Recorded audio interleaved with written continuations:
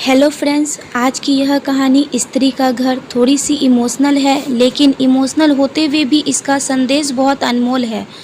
आपकी आंखें थोड़ी नम्र करने के साथ साथ आपके दिलो दिमाग पर यह कहानी छाप छोड़ जाएगी, इसलिए इसे एक बार ज़रूर सुनें।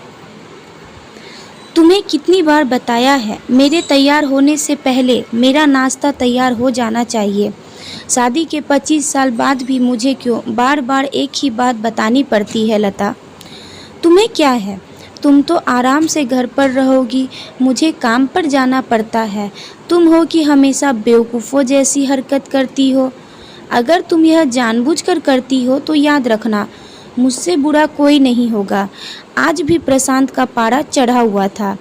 इन कटु शब्दों में अपना गुस्सा उतारते हुए गीला तौलिया कुर्सी पर फेंकते हुए प्रशांत गुस्से से लता की तरफ देखने लगा।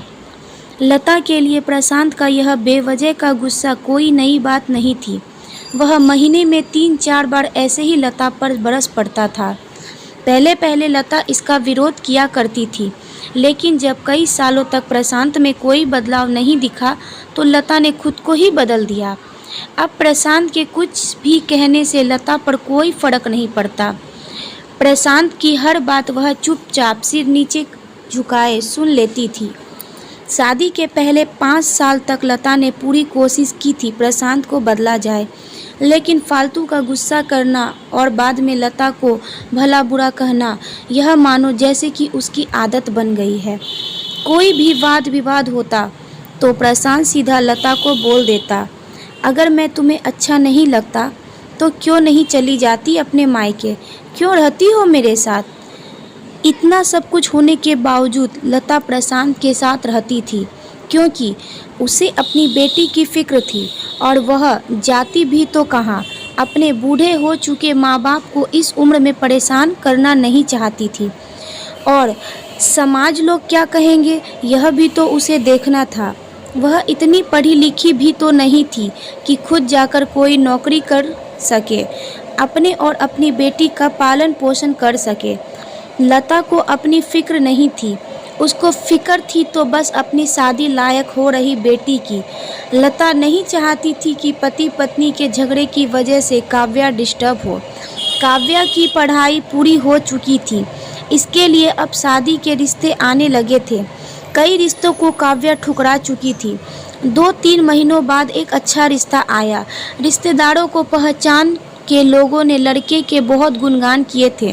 प्रशांत एक शाम अपनी बेटी के पास बैठकर उसे बताने लगा, काव्या बहुत अच्छा लड़का है, पढ़ा लिखा है, बड़ा घर है, बहुत अच्छी नौकरी है। ऐसे रिश्ते बार बार नहीं आते, इस बार मना मत करना।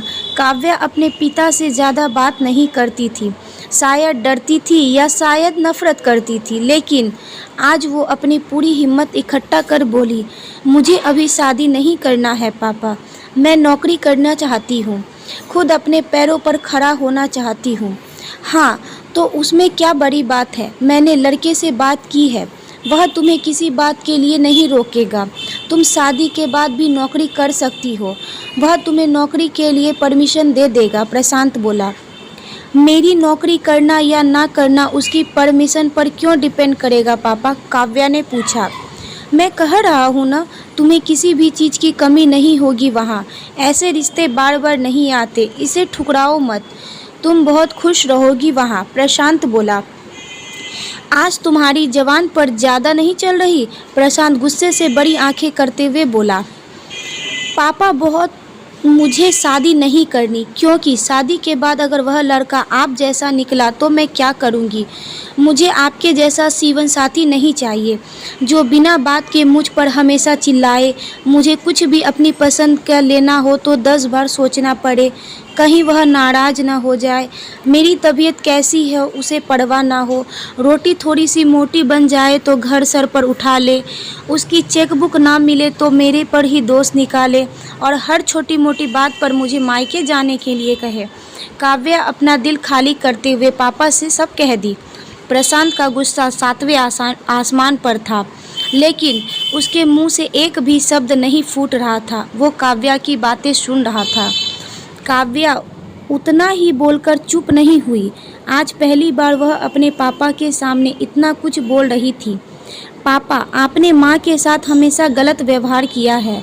आपने अपने ऑफिस का गुस्सा बिना सोचे समझे माँ पर उतार देते थे। कभी इस बात की परवाह नहीं की कि उन्हें कैसा लगता होगा। आपकी बातें सुनकर माँ भी स्वाभिमानी खो दी है। प्रशांत आज पहली बार अपने किए गए बर्तावों को महसूस कर पा रहा था और वह इतना ही बोल पाया, जो तुम्हारा मन हो वो करो। मैं तो इतना बुरा हूँ ना। काव्या ने प्रशांत का हाथ पकड़ा और बोली, पापा, मुझे सिर्फ एक सवाल का जवाब दे दो। क्या आप चाहोगी कि मेरा पति आपके जैसा हो? अगर आपका जवाब हाँ है तो हाँ कर दीजिए और ना है तो मुझे आत्मनिर्भर बनने दीजिए। प्रशांत कुछ नहीं बोल पाया और वहाँ से चुपचाप चला गया। आज उसे लता के सामने जाने में शर्म आ रही थी। चलते चलते उसकी आंखों में आंसू बह रहे थे। प्रशांत ने आज अपने आप को बदलने का निश्चय किया। अगले दिन से लता अपने पति में काफ़ी बदलाव देखी। वह सोचने लगी कि जो हिम्मत काव्या ने दिखाई है, वह हिम्मत अगर मैं पहले ही दिखा देती तो शायद आज परिस्थिति कुछ और होती। अब काव्या पढ़ लिख कर अच्छी नौकरी करने लगी थी और 3 साल बाद उसके लिए एक अच्छा रिश्ता आया और उसकी विदाई पर प्रशांत बोला, बेटा, तू हमेशा खुश रहेगी क्योंकि तेरा पति तेरे बाप जैसा नहीं है। प्रशांत की यह बात सुनकर लता और काव्या की आंखों में आंसू बहने लगे। दोस्तों, हमारे समाज में औरतों को भले ही देवी का दर्जा दिया जाता है, लेकिन वह स्वतंत्रता नहीं दी जाती जो उन्हें देना चाहिए। उन्हें बचपन से ही बताया जाता है कि वह पराया धन है। स्कूल से आने में देर हो जाए तो पिटाई मिलती है।